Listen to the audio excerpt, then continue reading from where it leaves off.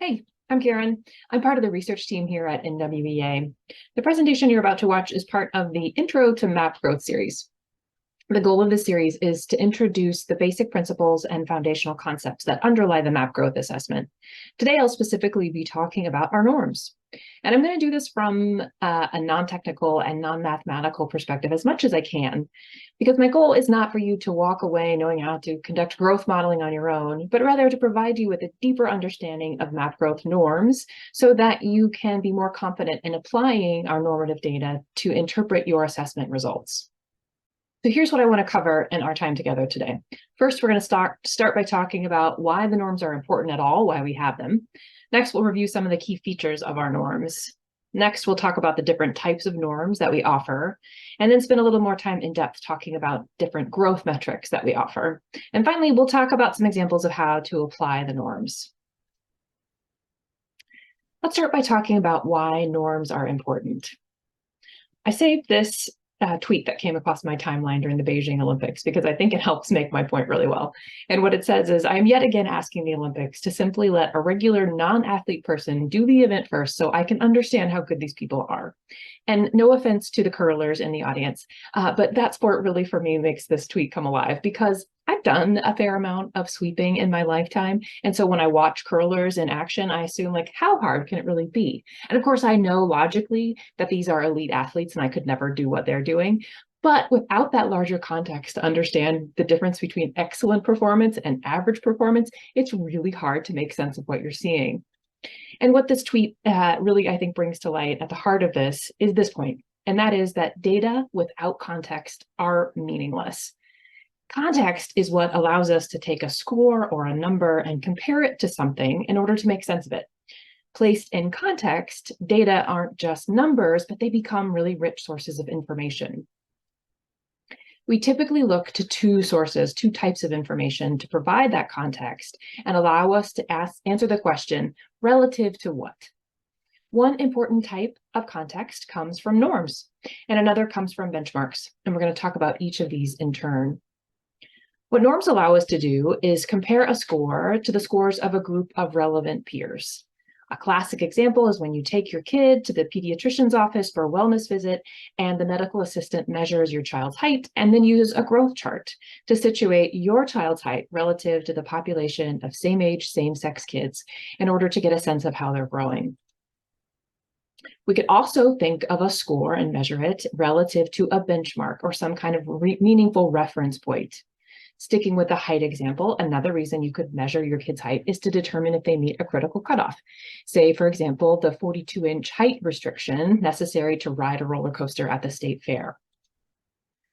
Now, both of these two types of context provide really important information, but it's critical to be clear on the differences between what these two things can tell us.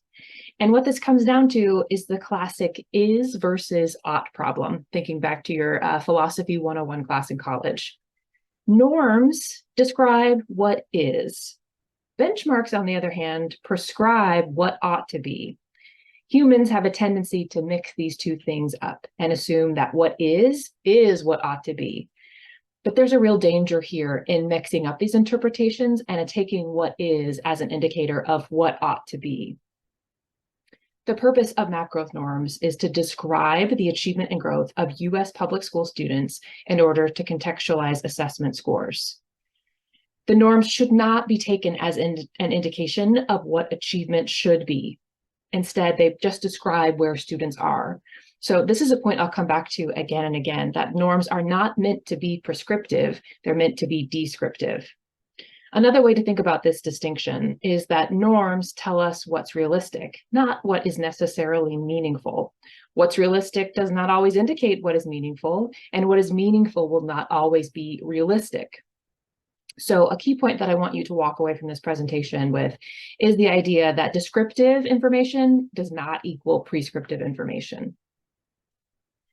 For instance, we know that map growth test takers receive growth projections that are a prediction for how much they will grow between two test seasons. For this instance, we're thinking between fall and spring. Those projections are based on the average growth of similar peers. In other words, our growth projections are descriptive information. Our best guess about how your student might grow between fall and spring is based on how kids on average grow between fall and spring. But that's simply a description of what typical growth is like. In contrast, state proficiency benchmarks provide prescriptive information, where a student should be in order to meet some meaningful target. NWEA linking studies can be used to show the MAP growth score associated with being on track to reach proficiency benchmarks, and we'll talk about this later. But in and of themselves, our norms are not intended to be prescriptive. Next, let's talk about some of the key features of the norms that you should be aware of. The most recent norms come from the 2020 year when they were released, and they're named the 2020 norms because of the year they were released, but they include no data from that school year. Instead, the focal year in the most recent set of norms is the 2016-17 year. Another important feature of our norms is that they're not based solely on a one-year snapshot in time, but rather track students longitudinally over a 3-year period so that we can obtain more precise growth estimates. So our norming study, although the focal year is 2016-17, it actually uses up to 9 terms of data spanning 3 grade levels, with 1 grade below and 1 grade above the focal year, which gives us a more accurate description of changes in scores over time. The 2020 norms draw on a very large sample of over 11 million unique students in grades K through 12. The specific sample size varies depending on grade and subject, but know that these norms are based on as many as 5.5 million test scores from up to 700,000 students. Over 24,000 public schools and 5,800 districts spread across all 50 states are represented in our most recent norms. There are 3 key features I want to review with you. And the first is I want to emphasize that our norms are nationally representative. Why does this matter? If the purpose of norms is to provide a point of comparison for a student or school's MAP growth performance, then it's critical to consider the sample that the norms are based on. The best point of comparison is going to be one that is representative of the larger population you're seeking to compare against. In other words, if we want to ask the question, how do my students compare to other students across the nation, we need to be mindful of whether the norms actually describe students across the nation. Now, the MAP growth test is used in about a quarter of public schools across the country. That's a lot of schools and a lot of students, but it's still, of course, very far from capturing every public school student in the US. And as you can see in this graph, the NWEA partner base, represented by the blue bars, is pretty consistent with the national population of US public school students in the green bars. But the NWEA partner base is not a perfect representation of US public schools. For instance, the sample of NWEA partners tends to have a higher percentage of white students and a lower percentage of Hispanic students, to point out just a few small differences. We also tend to serve a higher portion of schools in urban areas. Now, we want the norms to represent the performance of students in the broader population of US public schools, instead of just portraying the performance of the NWEA partner base. To do this, the norms are carefully sculpted using complex statistical methods and weighting so that they better generalize to the broader target population. These sculpting methods take into account a really comprehensive set of variables about schools and students. So in addition to an individual student's race or ethnicity, we also account for things such as the percentage of students in a school that are eligible for free or reduced price meals, school locale, things like student-teacher ratio, school type, is it Title I, charter, magnet, as well as other economic indicators of the surrounding community, such as median income and unemployment rates. The end result of these sophisticated models and the sculpting process is that the MAP growth norms are more representative of US students and not just the NWEA partner base. The next key feature I want to point out is that our norms adjust for instructional time. Test administration schedules are left entirely up to the discretion of school districts. So there's a lot of variability between and even within districts within a test season. Beyond that, schools have wildly different start dates. Depending on where you live, this could be late July or it could be after Labor Day. And even if schools shared a consistent start date, there's no consistency in when schools opt to test within a broader test season. For instance, within the fall season, some schools opt to test right at the start of the year to get a better sense of baseline. Others wait until a few weeks have passed so that students have adjusted to the start of the year. This variability means that there is not a uniform level of instructional exposure for students at time of testing. There's big differences in how much instruction they may have received when they have tested. And that matters a lot. Imagine a scenario where two students take map growth on the same day in the fall test season. So they both test, let's say, on August 29th. Imagine we compare their RIT scores. If the student in school A here in blue scored higher than student in school B, we don't know if that's because there's a meaningful difference in their achievement, or if we consider when those students started. Let's say the blue student tested 1 week after school started, whereas the orange student tested fully 4 weeks after school started. That's a difference in instruction of 3 weeks. So we don't know when we compare their scores if the blue student is actually a higher achiever than the orange student, or if they're simply showing the benefit of those 3 additional weeks of learning time.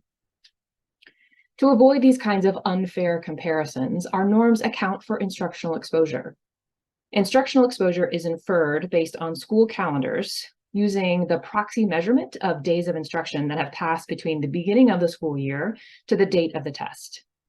In essence, what we're doing here is embracing that variability in our partners' testing schedules instead of ignoring it, so that our norms can offer a great deal more specificity than those blunt designations of fall versus spring. This is why it's important and why you're encouraged to use your rostering so that we update and have your testing weeks actually accurately reflect what's happening within the district. Lastly, I want you to keep in mind that the norms reflect effortful responses. So we want the norms to be based on the most valid data possible. Better data is obviously going to result in better norms. Now, the validity of test scores depends on qualities of the test, how it's constructed, how it scales, things within our control. But test validity also depends on aspects of the student, things we can't control, things like how engaged a student was in the testing process and how motivated they were to show what they can do. Data quality then reflects both aspects of the test and aspects of the student. When students don't give their best effort when they take the test, it can negatively impact their score and misrepresent their abilities. Because we know test disengagement leads to poorer quality data, we actually filter out disengaged test events from the norm sample.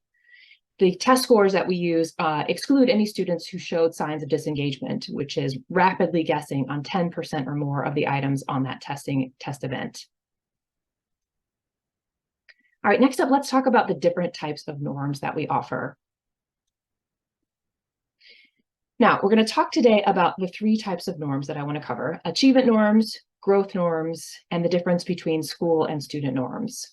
But before we get into specifics on these different types of norms, I'm going to do just a high-level refresher of some technical definitions that you should keep in mind. We'll talk a lot in this section of the presentation and use terms such as the normal distribution, standard deviation, and percentile. Let's define what we mean by each of those before we get into it. First off, a normal distribution. A normal distribution is a distribution of scores where data are observed more frequently around a mean and taper off symmetrically towards the 2 opposite ends around the mean. So here's an example of what a normal distribution looks like. Sticking with our height example, height is typically normally distributed. There is an average height of which we see more frequently represented, more likely to be of average height than extremely tall or extremely short, but people do differ in their heights. And so we see that there are some tall people, some very short people. Those are more rare. Standard deviation links back to our normal distribution, but this helps us get a sense of how different values are from one another in that distribution. So going back to our distribution depicted here, what the standard deviation captures is the average distance from the mean and defines the width of that normal curve. Some distributions are more variable than others. If we consider our height example, if we look at the distribution of, let's say, adult male heights, we will have an average. We will also have some extremely tall folks, some extremely short folks. That's a very variable distribution with a large standard deviation. In contrast, if we were to look at the distribution of infant heights, that distribution has a very small standard deviation. It's very rare to see exceedingly tall or exceedingly small babies if they're full term. So that's a way of understanding what it means to have a more or less variable distribution. Finally, percentiles come up a lot in norms. Percentiles capture the percentage of the distribution that falls at or below a specific value. Returning to our normal distribution, I am about 5'8". If we were to look at the distribution of height for adult women, we would see that I'm slightly above average. We can get even more specific than that, and my height of 5'7" places me at this place in the distribution, which means I am taller than about, let's say, 70% of other women in the population distribution. All right, now that we have refreshed your memory of those key concepts, let's talk about the different norms. And first, we'll start by talking about achievement norms. We'll use an example here to help us understand what achievement norms tell us. Meet Dahlia. The whole point of norms is to provide context and help us understand how Dahlia's score compares to other students. Remember, this is important because a scale score on its own is fairly arbitrary and hard to interpret. If you tell her parents she scored 195 and they have no context to make sense of that number, they're very likely and very reasonably will ask, okay, what does that mean? Is that good? Is that bad? How do we understand what a 195 score tells us? So in our example, Dahlia is a third grader, and in the fall, she took the math growth test, and her math RIT score was 195. How do we make sense of that score? Well, first up, what I popped in is an excerpt from our norms table. How can we use this table to help us make sense of Dahlia's score? Our norms tables capture average achievement for grade and subject level combinations. So in this instance, we need to locate the subject. We're looking in the mathematics set of columns and the right test season. We're looking at fall achievement. Then we'll find Dahlia's specific grade. She's a third grader. And what we see is that the average fall math achievement for third graders is a RIT score of about 188.5. So given Dahlia scored 195, Dahlia is above average. Before we go any further, I want to reiterate that key point, that what is descriptive is not what is prescriptive. So our average achievement for third graders in fall in math of 188.5, that just tells us where students are on average, not where they should be. So this value for the average achievement of third graders in fall should not be used to make any kind of inferences about a grade level standard. Rather, it's just describing where we have seen typical performance for third graders in the fall in math. All right, so Dahlia's score of 195 is above average, but the norms don't just tell us about national averages. They go beyond to help us understand with more precision how far above average Dahlia's achievement is. Okay, here we see that bell curve again, that normal distribution. Remember, the center of the distribution tells us about average achievement. And the spread of the curve tells us how different scores are from one another. To contextualize Dahlia's achievement, we need to find her in this distribution. And here she is with a score of 195. The norms tell us about the distribution of achievement across the RIT scale, and this allows us to situate Dahlia's score relative to her academic peers. What do I mean when I say academic peers? Who are Dahlia's peers? Well, Dahlia's score is only going to be compared to, of course, students in the same grade and the same subject, and also importantly, students with the same amount of instructional exposure. Remember, we talked about how variable that can be, so we want to hold that constant. So we're only evaluating Dahlia's performance against students who have received the same amount of instruction at the time of test that she has.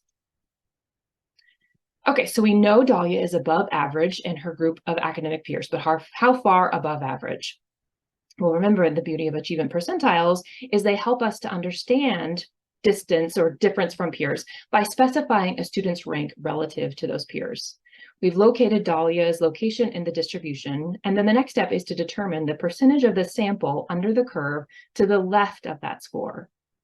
In this case, Dahlia's score ranks higher than 66% of her peers. This means that Dahlia scored in the 66th percentile.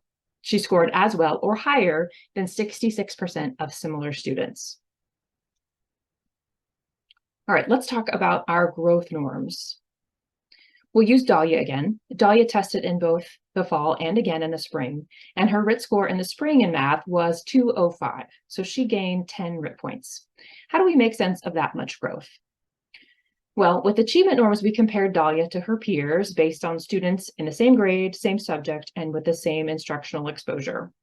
With growth norms, we need to add an additional factor. We also want to consider Dahlia's peers in terms of students with the same starting achievement level. Why do we do this? Well, we know that students tend to grow at different rates depending on where they start out. If we didn't account for that differential growth rates and simply took the overall average growth for students across a range of starting achievement levels, we'd be leaving some really important information on the table. But we know that low achievers, students, let's say high achievers, students starting on the right tail of the distribution, they tend to grow at a more sluggish pace than low achievers. Our norms account for this, and we are able to craft even more precise growth projections because we reflect the fact of those different growth rates across achievement groups. To make this slightly more concrete, let me demonstrate conceptually what it means that our growth norms condition on starting achievement. So this curve shows the full range of possible starting achievement scores for third graders in fall in math. We're going to focus on a narrow subset of that distribution, students with the same starting achievement, and we'll look at the middle of the distribution. We'll look at average first. These students may have all started at the same place, but they don't all grow the same amount.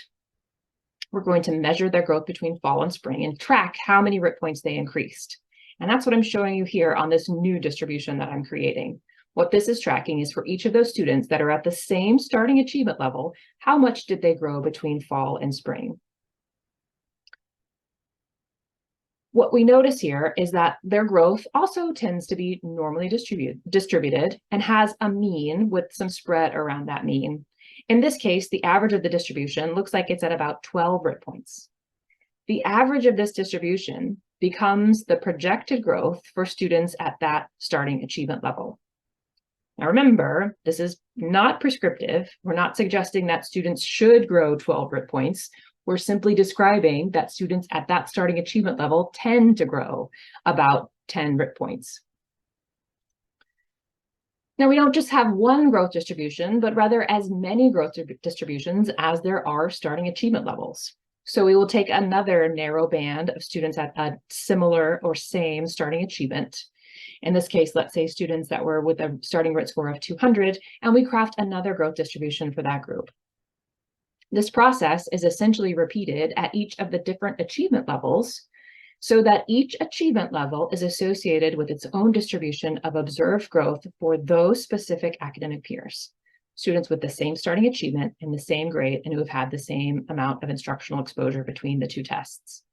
The average of these different growth distributions then serves as the projected growth for students in that peer group. Notice in these distributions I've created that capture growth between fall and spring, there's a lot of overlap between those distributions, but they do have slightly different means, which show that trend that we've already described, that lower achievers tend to have slightly higher growth than their higher achieving peers. You can see that relationship when you look to our norms table to look at growth projections. Another table here excerpted from the norm study. The rows in this table are for different starting achievement percentiles. If you look across the fall to spring growth projections, you'll notice higher average achievement for students that were lower achieving in the fall, and lower average projected gains for students that were higher achieving in the fall. You're probably also going to notice that these growth projections aren't all that different from one another. In fact, in our reporting system, many of these students would have what appear to be identical growth projections after rounding is taken into account. For instance, a growth projection of 12.19 for students at the 70th percentile and a growth projection of 12.07 for students at the 75th percentile would both be rounded down to 12. You might be wondering, why aren't these norms more different from one another? Well, we go back to the descriptive nature of norms. They tell us what is, and what is, in this case, is that we tend to see pretty similar average growth in this particular grade and subject combination. All right, back to Dahlia. If we want to make sense of Dahlia's fall to spring growth of 10 RIT points, we need to start with her fall achievement percentile. Recall that Dahlia was in the 66th percentile, so we're going to look within this specific group of academic peers, other students who started in fall at the 66th percentile. And before we tested Dahlia in the spring, our best estimate of where she would end up in the spring was the average for that group of students. That was her projected growth. So her projected growth was about 12 RIT points. We then compare her observed growth relative to that average growth for her peer group. Dahlia grew about 10 RIT points, which is slightly below the average growth of her academic peers. More precisely, we can use percentiles to rank her relative to her peers, and we see that Dahlia's growth was equal to or greater than 36% of her academic peers. Thus, Dahlia is in the 36th percentile for her fall to spring growth in math.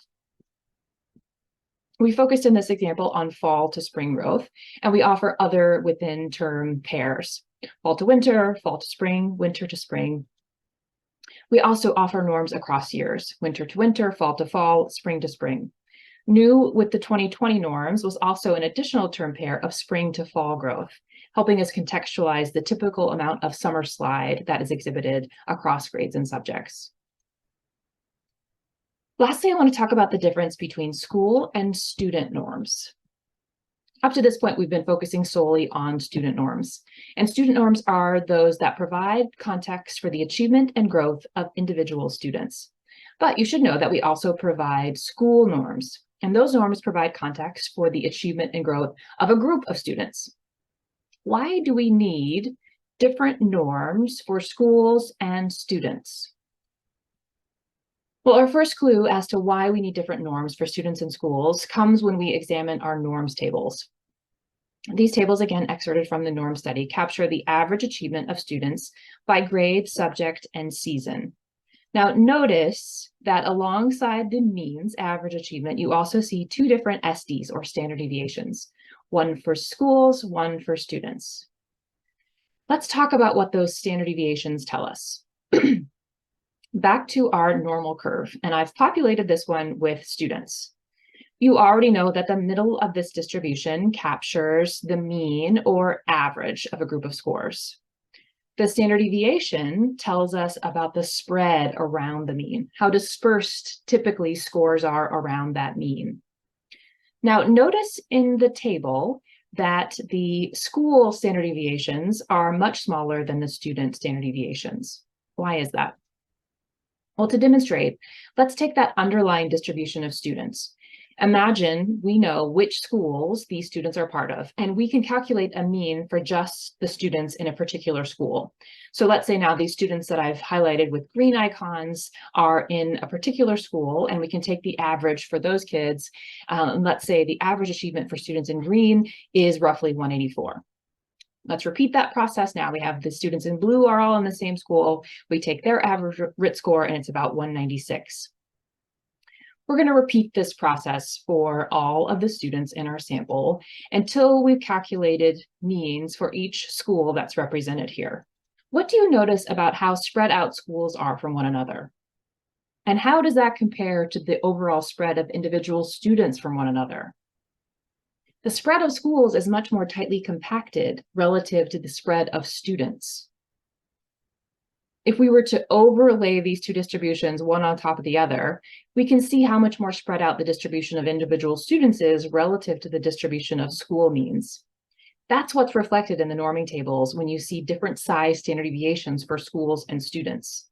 Remember, standard deviation indicates the variability in a distribution. Individual student scores are much more dispersed than our average scores. Because of this difference in the spread of these distributions, we can't use the same norms to contextualize individual student scores and average scores for groups of students, hence the need for separate school and student norms. What does this mean in practice? What would be the danger in misapplying student norms to make conclusions about a school or vice versa? Let's illustrate with an example. Consider this case where we have Ryu, who has a RIT score of 180. We also have school A, and the average performance of third graders in that school was also a RIT score of 180. For these two instances, a student with a score of 180 and a school with an average of 180, what percentile will be lower? Well, remember, percentiles tell us about the percentage of the distribution that falls to the left of a particular spot. If you had to eyeball it and guess what proportion of the distribution is to the left of the line for students versus schools. Well, a score of 180 places Ryu at about the 26th percentile. An average score of 180 for a school puts that school at about the 8th percentile relative to other schools. It's much more rare to see an average score of 180 than it is to see an individual score of 180. If we were to misapply the norms here and use school norms to contextualize Ryu's performance, we would underestimate his ranking. And vice versa, if we use student norms to contextualize and evaluate the school's performance, we would overestimate their ranking.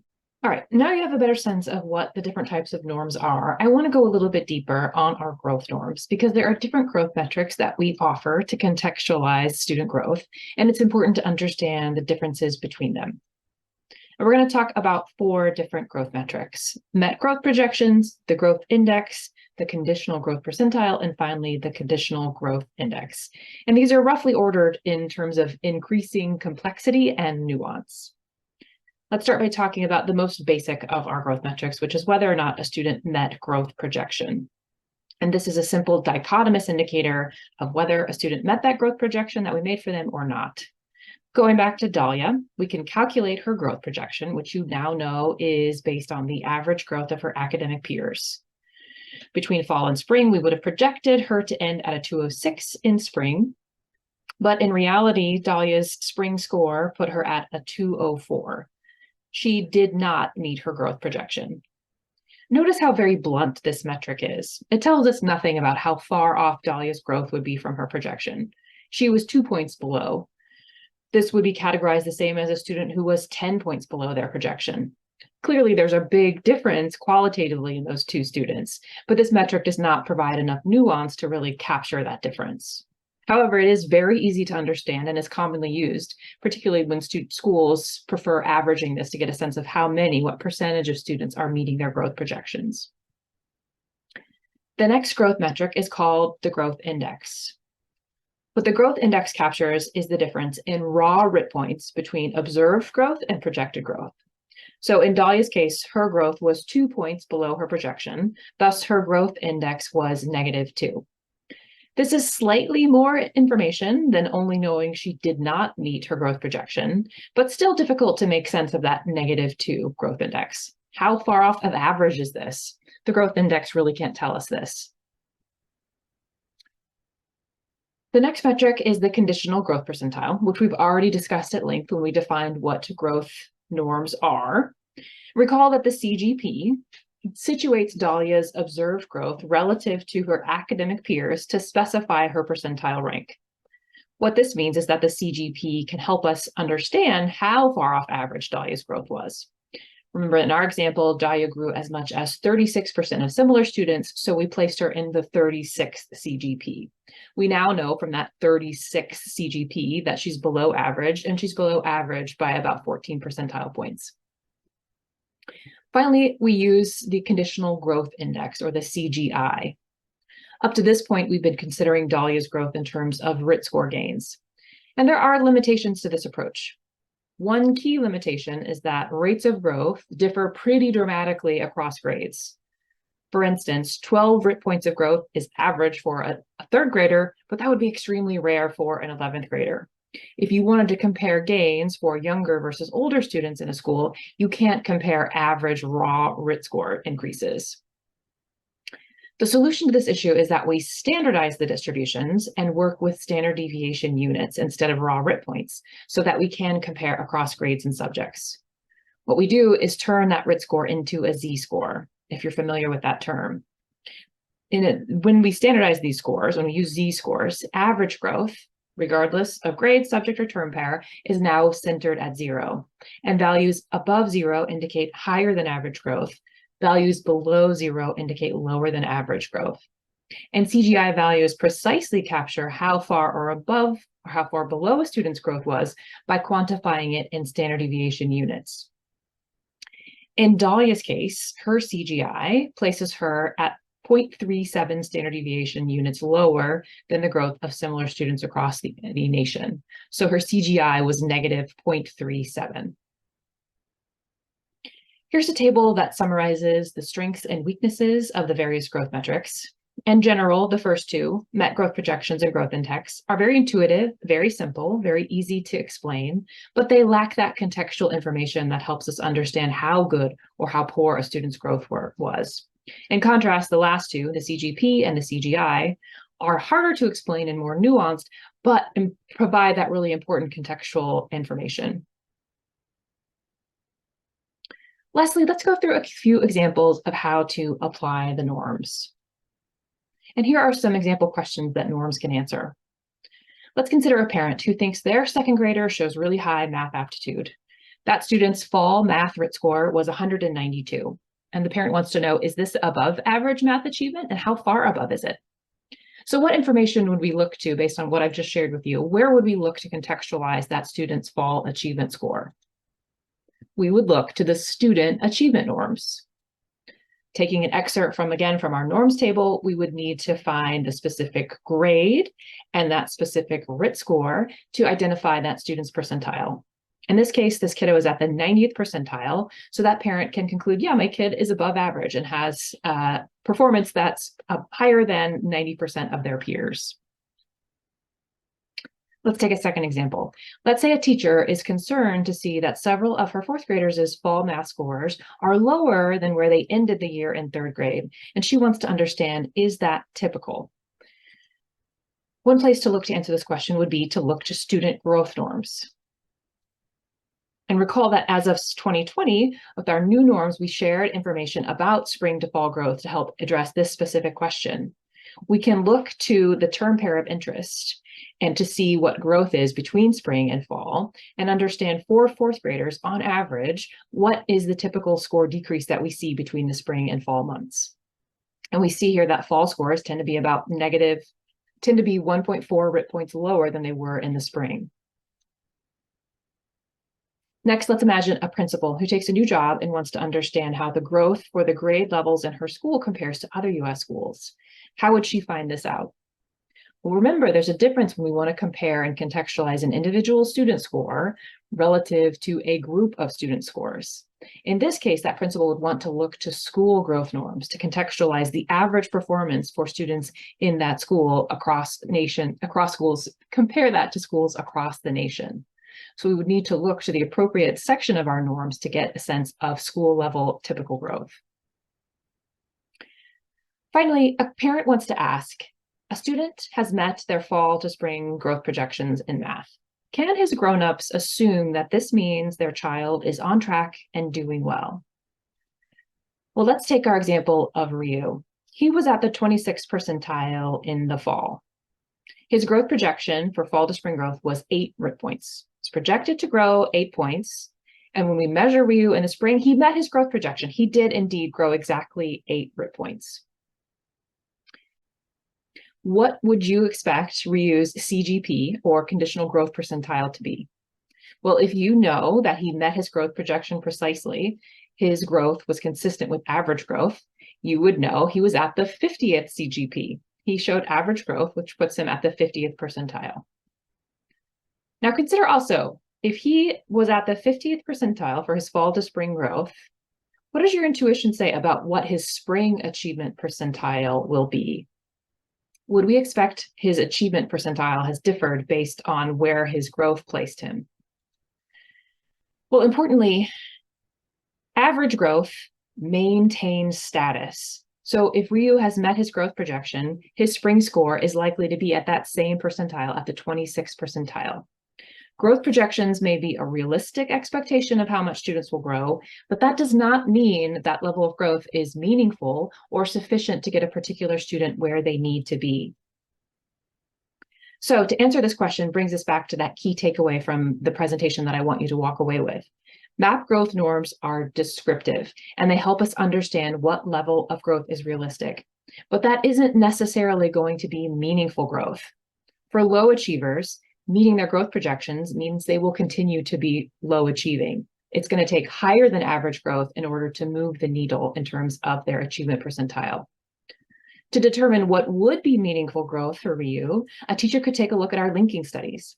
What linking studies do is correlate MAP growth scores with state summative test scores in order to project the likelihood that students with particular RIT scores are going to reach proficiency benchmarks.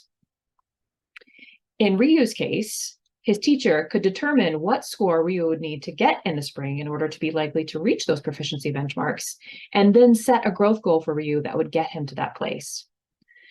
So this is a really important demonstration of the difference in realistic and meaningful. And in this case, we would want to see higher than average growth for Ryu to get him to that place of meeting a meaningful benchmark.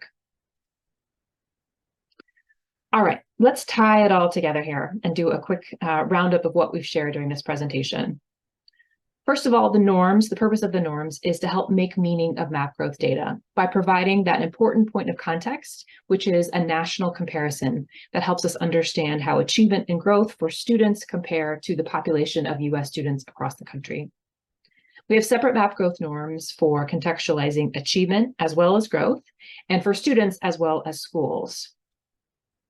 There are multiple growth metrics that can be used to interpret student growth, but these have different trade-offs between simplicity and being able to provide that comparative context. And finally, a key takeaway from this presentation is that norms tell us what is. They do not tell us what ought to be, and different sources of information need to be brought to bear in order to give us those more meaningful targets that help us understand where we want students to be. I hope this information has been useful to you in understanding our norms a little bit better and helping you apply them in your work. I'm so grateful for your time and attention today. Thanks for joining me.